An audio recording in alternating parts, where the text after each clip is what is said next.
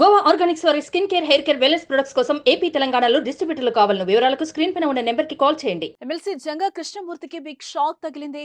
ఆయనపై శాసనమండలి చైర్మన్ అనర్హత వేటు వేశారు. పార్టీ ఫిరాయింపుల నిరోధక చట్టం కింద అనర్హత వేటు వేయాలని వైసీపీ ఫిర్యాదు మేరకు ఎమ్మెల్సీగా కృష్ణమూర్తి అనర్హుడని పేర్కొంటూ గెజిట్ నోటిఫికేషన్ అయితే జారీ చేసింది.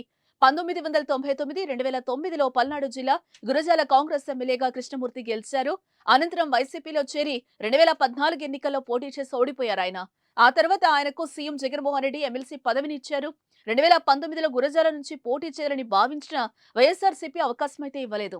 అయితే ఆయన 2024లోనైనా గురజాల నుంచి పోటీ చేయాలని భావించారు. కానీ అధిష్టానం అవకాశం అయితే ఇవ్వలేదు. మరోవైపు గురజాల ఎమ్మెల్యే కాసు మహేష్ రెడ్డితో కూడా విభేదాలు మొదలయ్యాయి. దీంతో ఎన్నికల ముందు వైసీపీకి గుడ్ బై చెప్పి టీడీపీ తీర్థం పుచ్చుకున్నారు.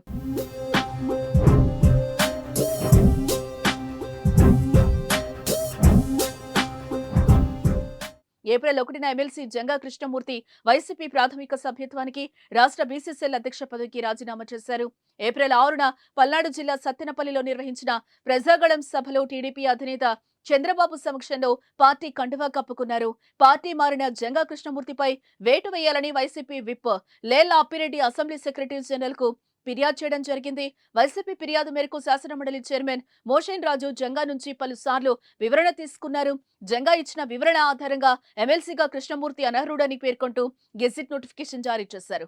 ఒక పార్టీ టికెట్ పై గెలిచి మరో పార్టీలోకి ఫిరాయింపులకు పాల్పడితే పార్టీ ఫిరాయింపుల నిరోధక చట్టం కింద 6 సంవత్సరాల పాటు ఎన్నికల్లో పోటీ చేయకుండా వేటు పడుతుంది.